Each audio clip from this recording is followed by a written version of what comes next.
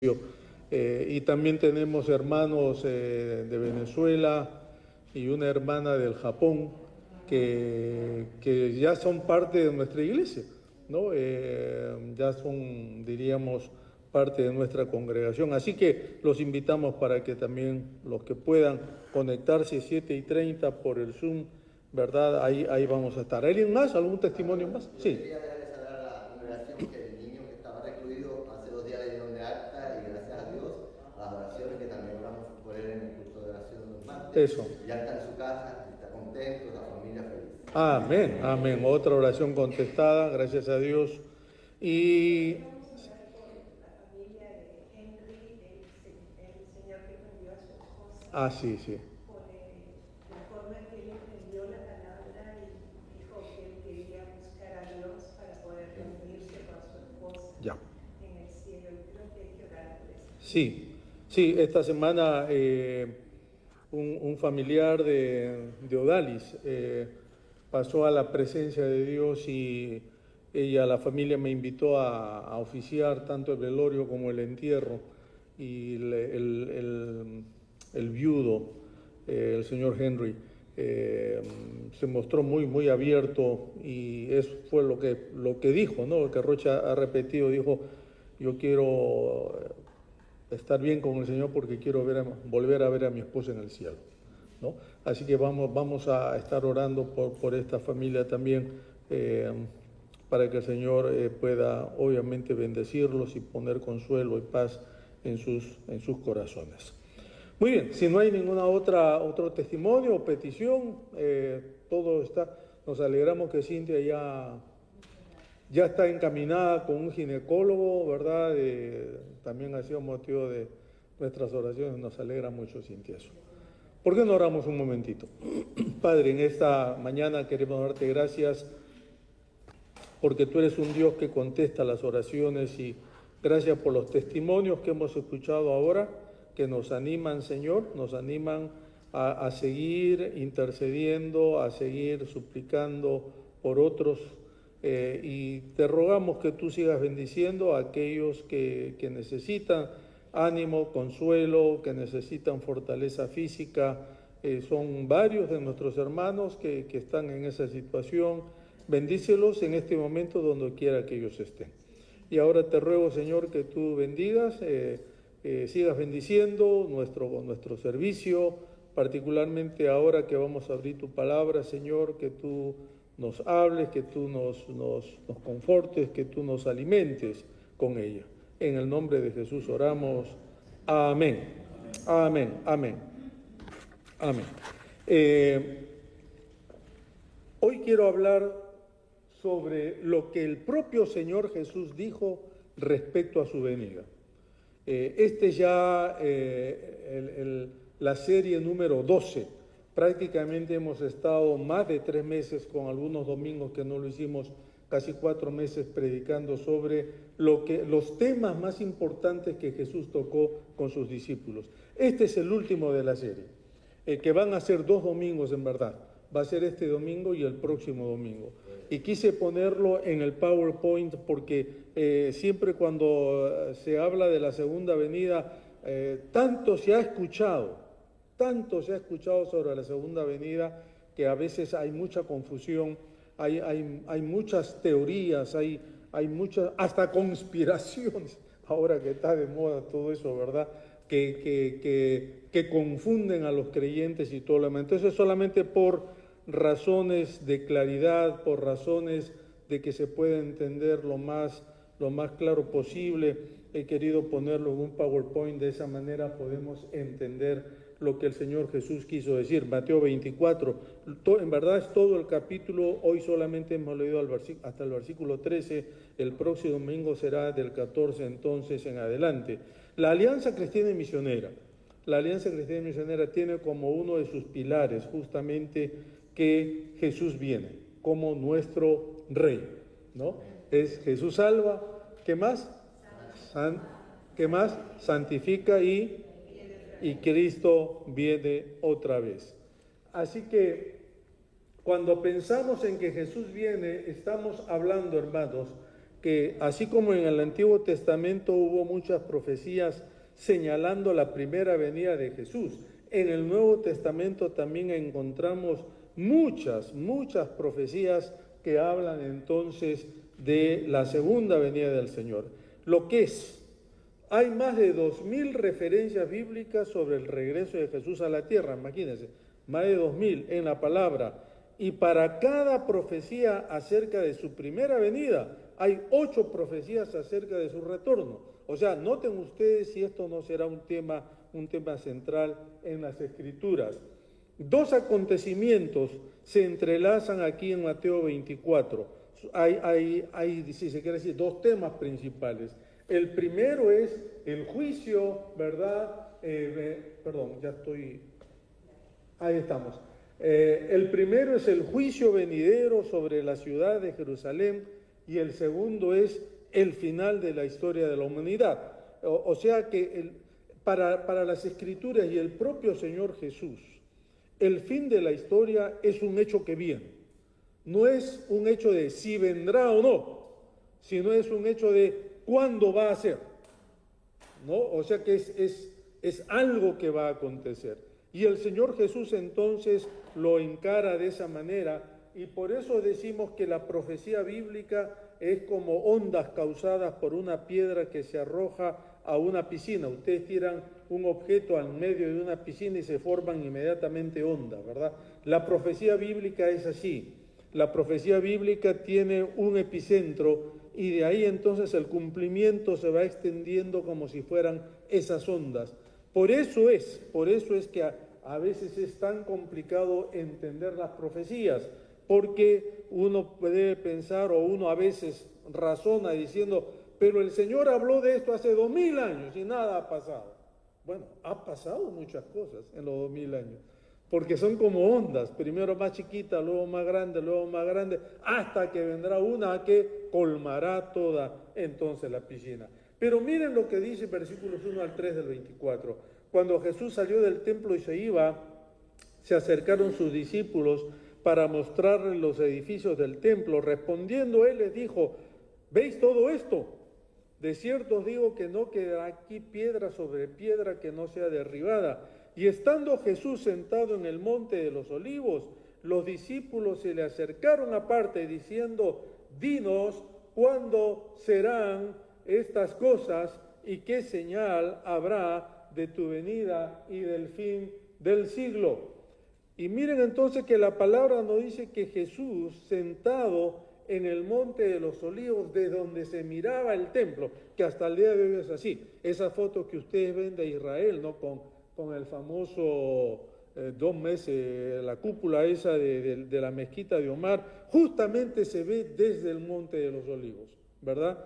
Y desde ahí entonces, desde ahí, el Señor le contesta a sus discípulos, a las preguntas de sus discípulos.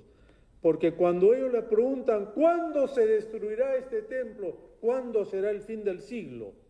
El Señor le dice, cuidado, no se dejen engañar, porque oirán de guerras y rumores de guerras, pero ¿qué cosa? Todavía no es el fin. Por eso que nosotros venimos escuchando de guerras y de guerras y de guerras y de guerras y de conflictos hace 2000 años. Y la gente dice, bueno, esto es un cuento, ¿no? Hace 2000 años que venimos escuchando lo mismo y todavía no viene el Señor. No, es que todavía no es el fin. Las guerras no están hablando que ya el fin llegó. Son solamente lo que nosotros diríamos como antecedentes a lo que va a venir luego. Pero lo otro que menciona el Señor, versículos 14 en adelante, es la ciudad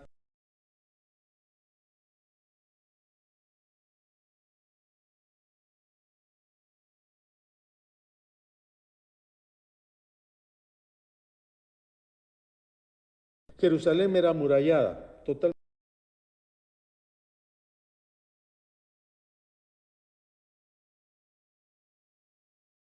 70 comienzan los romanos a hacer problemas a la ciudad de Jerusalén y en el año 73 la ciudad de Jerusalén cae. Cae luego que por 3 años ¿cómo llamaríamos? los cuidadores de la ley de judía, los que eran los esenios, que vivían en Masada, se atrincheraron en lo que era un fuerte, ¿no? Que hasta el día de hoy está y uno puede subir y ver todo eso. Y desde ahí entonces ellos aguantaron 3 años el sitio, pero igual los romanos con Tito, el general Tito a la cabeza, destruyeron no solamente Masada, el fuerte de los esenios, sino también la ciudad de Jerusalén y el templo, que hasta el día de hoy todavía los judíos lamentan, ¿verdad? En el 40, Herodes el Grande había construido enormes edificios, incluyendo el templo de Jerusalén. Tomó 46 años para construir ese templo y 36 años más para los acabados. Imagínense ustedes, ¿no? O sea, era una cosa muy grande, al punto que fue considerado más grande y más bonito que el templo de Salomón. Y el historiador Flavio Josefo dice: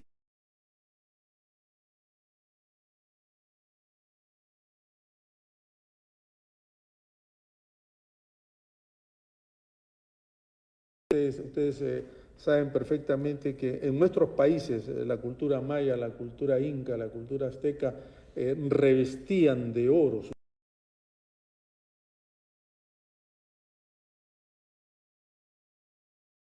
Exageración, todo estaba recubierto de oro para que cuando el sol reflejara, eso se veía dorado en toda la ciudad de Jerusalén, ¿verdad? De lejos, dice los historiadores, parecía un monte cubierto de nieve porque habían algunas partes que no estaban cubiertas en oro, sino hechas de piedra blanca. O sea que debió haber sido una cosa muy bonita.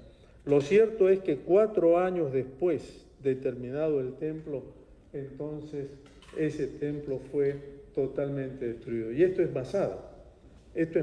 Noten ustedes esta colina acá y arriba, claro, no se nota muy bien, es donde estaba el fuerte de los que cuidaron, ¿no es cierto?, la ley de los judíos. Al fondo ven una línea azul, ese es el Mar Muerto.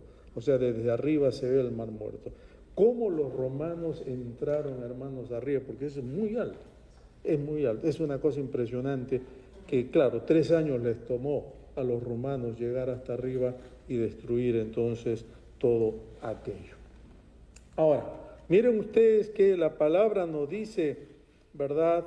Mateo 24, 6 al 8, y esto es algo muy, diríamos, importante de notar. Ustedes oirán que en algunos países habrá guerra y que otros países están a punto de pelearse, pero no se asusten, esas cosas pasarán, pero todavía, ¿qué cosa?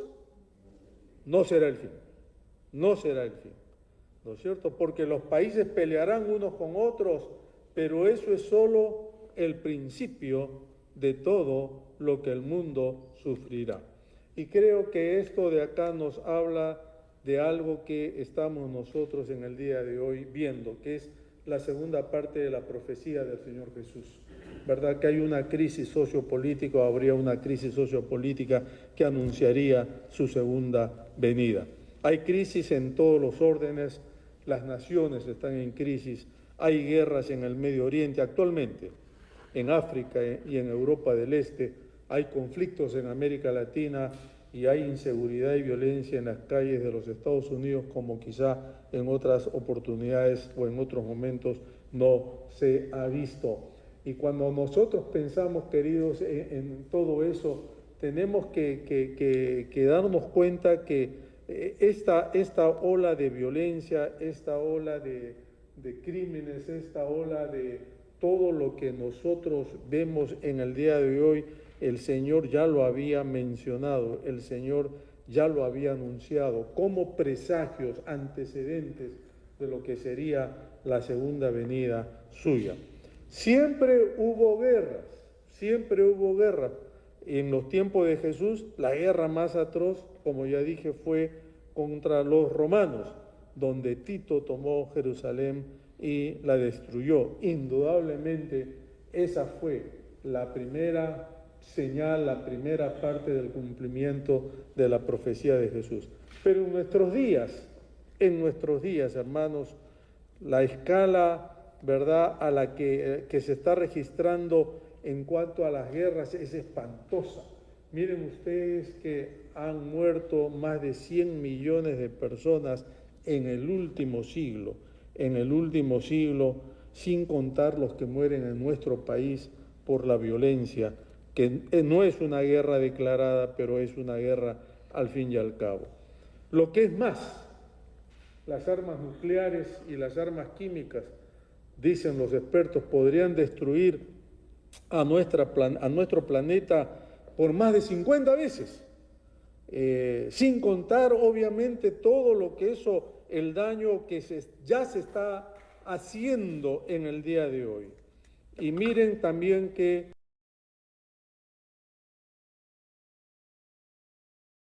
cualquier líder mundial desquiciado podría hacer explotar. Se habla ahora con todo la guerra esta de Ucrania y Rusia, que las amenazas van y vienen, ¿no?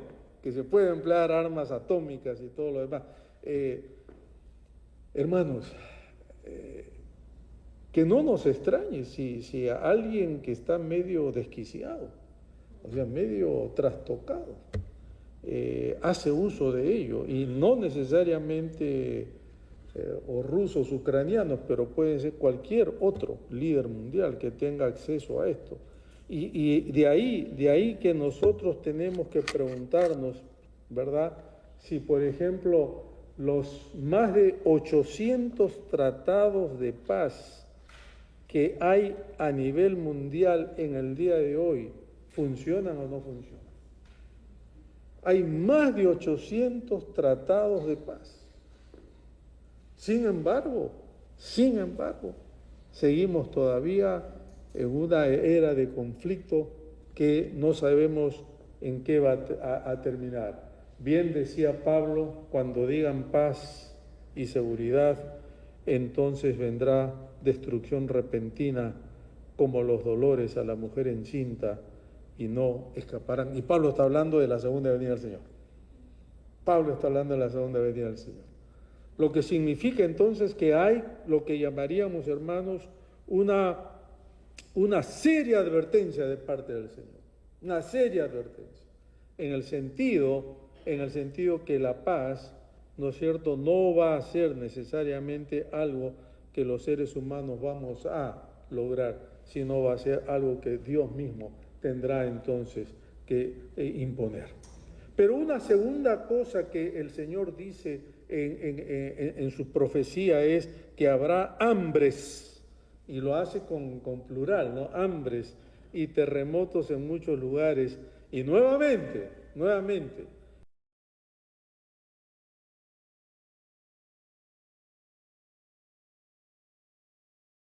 que ya hay hambres y terremotos. Solamente es el comienzo. Y aquí estamos hablando entonces de una tercera cosa, una tercera crisis que va a acontecer. El Señor lo menciona como hambrunas. Y en Roma, ya en los años 32 al 37, imagínense, quizá un año después que el Señor había muerto, ¿verdad? El precio del maíz, dicen los historiadores, allá en Roma subió tanto que por poco surge una insurrección que hizo tambalear al imperio romano. Miren, hermanos, que cuando uno habla o piensa en esto, 828 millones de personas padecieron hambre en el 2021. Esa es una cantidad que casi nosotros no podemos, ¿cómo se dice? Y no solo imaginar, sino ponerla en perspectiva. ¿Cuántos habitantes tiene Estados Unidos? 330 o 370 y tantos. Ahora, miren ustedes, hermanos, que casi 3 veces la población de Estados Unidos sufrió entonces hambre en lo que fue el año 2021. 46 millones más que el año anterior y 150 millones más que en el año 19. Obviamente, en este año esa cifra es mucho mayor, pero el COVID-19 interrumpió las cadenas de suministro de verdad de alimentos, se elevaron los precios, dañaron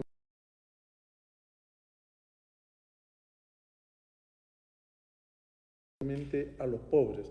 Quizá nosotros no lo notamos porque vivimos en un país rico, ¿no es cierto? No lo notamos.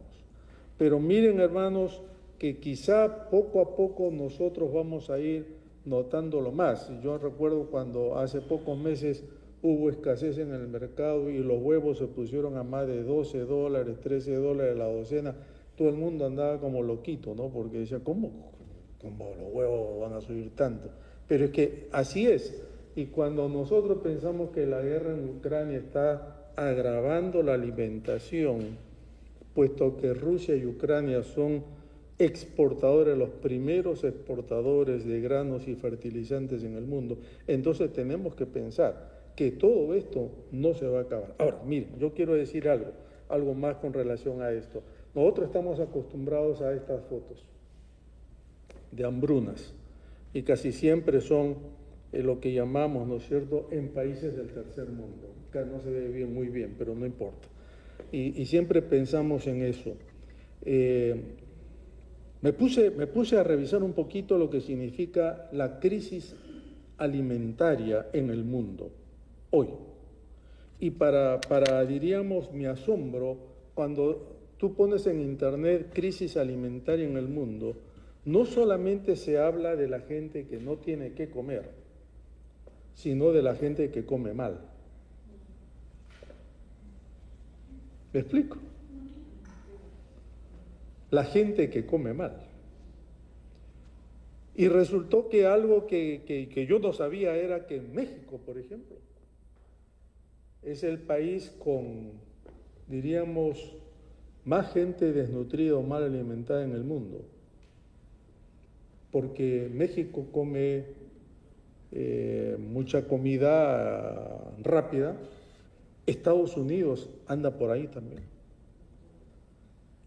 En Estados Unidos la obesidad nos mata y la obesidad no es saludable. Mientras que en estas fotos vemos a gente desnutrida y prácticamente, como se dice, hueso y pellejo. En otras partes vemos a gente que también padece de lo mismo, de malnutrición, no desnutrición, sino malnutrición.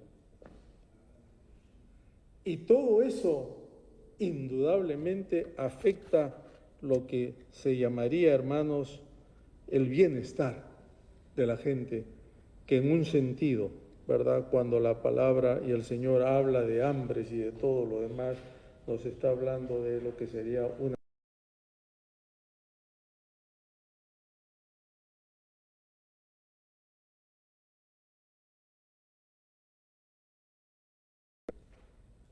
Dice Mateo 27, dice, cuando murió Jesús, un gran terremoto sacudió la tierra y las rocas se partieron, se abrieron los sepulcros y muchos cuerpos.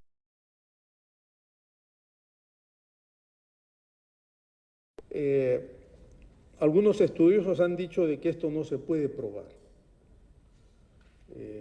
Sin embargo, por lo menos hay indicios científicos, ¿verdad?, por las excavaciones que hacen los geólogos, que aproximadamente unos 30 años antes de que comience nuestra era cristiana hubo un gran terremoto en el Medio Oriente y 30 años después, o sea, más o menos,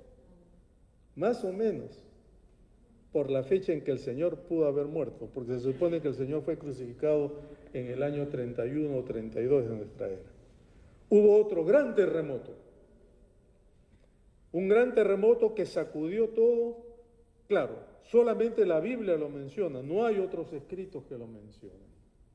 Pero lo interesante, queridos, es que ese terremoto tuvo que haber sido un terremoto muy fuerte, porque nos dice la palabra que las rocas se partieron, se abrieron los sepulcros, al punto que salieron los cadáveres, y eso es cuando es un terremoto, obviamente, de grado 7 u 8 en la famosa escala de Richter.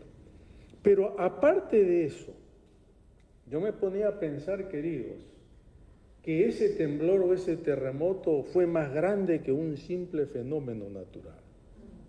¿Por qué? Porque aconteció en el mismo momento que el Señor moría. En la Biblia no hay coincidencias. Y a veces la gente cuando habla de milagro dice, no, pues es una coincidencia. Terremotos hay, pero que haya sucedido en el mismo momento, eso ya es algo que a uno lo hace pensar. Dice la palabra que hubo oscuridad por 3 horas. Los científicos dicen que eso se debió a un eclipse. Y la gente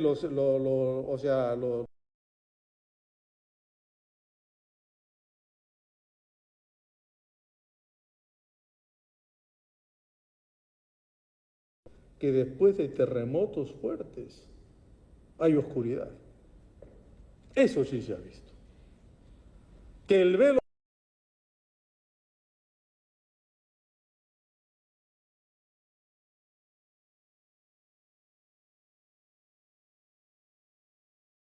que se rompe entonces todo. Pero quizá lo más impresionante de esto, hermanos, es que cuando uno mira el Antiguo Testamento, ¿verdad? Jueces 5:5 dice entonces el escritor que cuando Dios habla, la tierra tiembla. Cuando Dios habla, su voz parece de trueno. Y nosotros cuando leemos particularmente el Antiguo Testamento, vemos que cuando el Señor hablaba en el Sinaí a Moisés, la tierra temblaba, la tierra se abría. Queridos, lo que nos habla esto es entonces que de alguna manera hay fenómenos naturales que ya no son controlados o ya no suceden así, por así, sino es porque Dios está mandando señales, porque Él controla todo ello. En el 2022,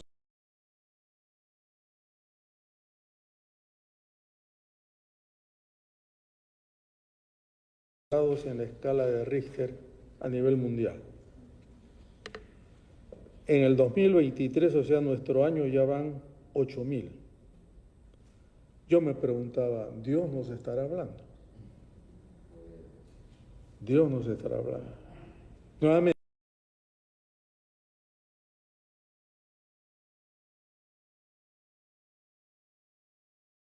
Los Ángeles, ¿verdad? Otros que somos de otras partes, toda la costa, por ejemplo, ¿no es cierto?, del Pacífico, que va a Chile, Ecuador, Perú, Colombia y todo, esperamos que toda esa falla de San Andrés en algún momento se mueva y todo eso desaparezca también.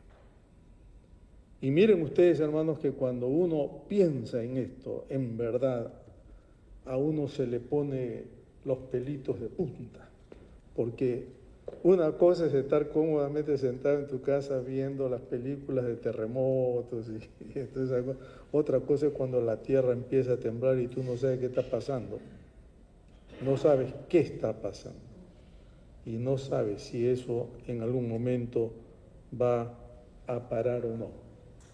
Pienso mucho en ese terremoto de Indonesia el 2004, casi 9 grados. Casi 9 grados, que afectó prácticamente, ¿qué 3? Afectó 12 países de Asia y África. 280.000 personas murieron. Y ustedes pueden ver esta ola enorme que prácticamente va a barrer.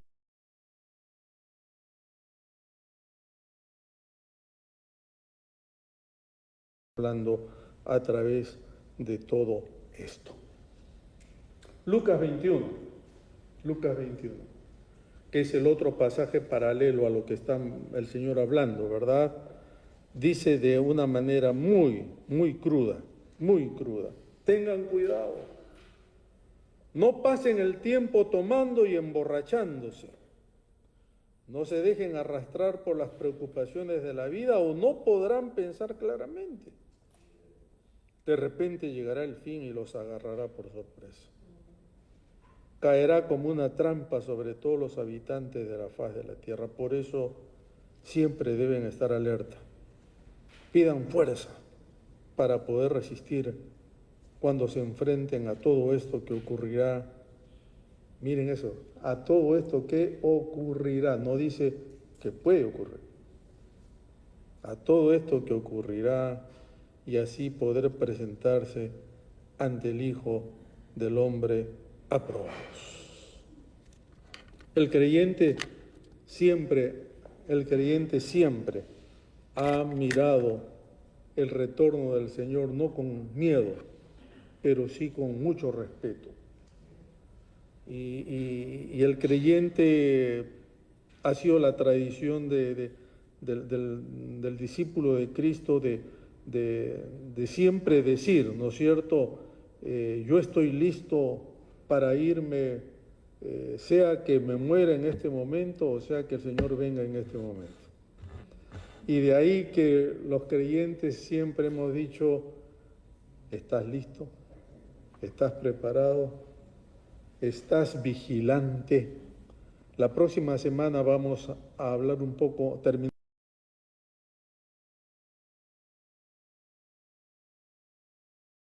de la parábola de las 10 vírgenes para ilustrar la manera en que tenemos que estar entonces atentos y vigilantes. Queridos, esto no es una teoría conspirativa, esto no es cosas, ¿viste?, de los evangélicos que hablan de eso, pero que nunca pasa. Pedro mismo lo dice, ¿no? El apóstol Pedro ya en el primer siglo decía, yo sé que hay gente que dice que todo esto es un cuento, que el Señor nunca va a venir. Y Pedro dice, no se confundan. Si el Señor todavía no ha venido, no es porque Él ha mentido o todo esto es un cuento, sino porque Él quiere que todos, ¿qué cosa? Vengan al arrepentimiento. Y creo, mis hermanos, que como dice la palabra, para el Señor un día es como 1000 años y 1000 años como un día. El Señor no retarda su promesa. Quiere el Señor encontrarnos preparados, listos, estar atentos. No es que debemos vivir paniqueados con esto, ¿verdad? No, mirando el cielo a carrota a ver si una nueva señal y nos cae el Señor, ¿verdad? No, esa no es la idea. La idea es, estamos preparados y listos. Estamos preparados y listos para encontrarnos con Él. Porque esto viene. No es sí vendrá. Esto es viene. Lo que no sabemos es cuándo. Puede ser hoy, puede ser mañana, puede ser en un año, en 20 años, no sé. Pero lo importante es que tú y yo estemos preparados. Vamos a orar. Padre,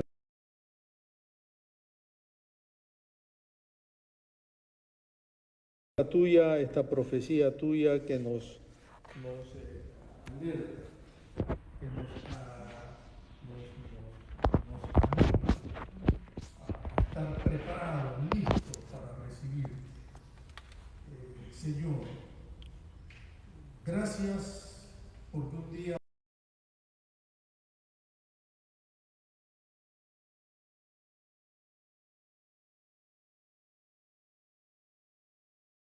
podemos leer, estudiar y entender.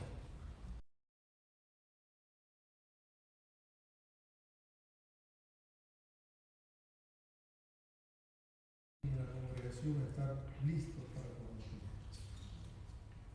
Y Señor amado,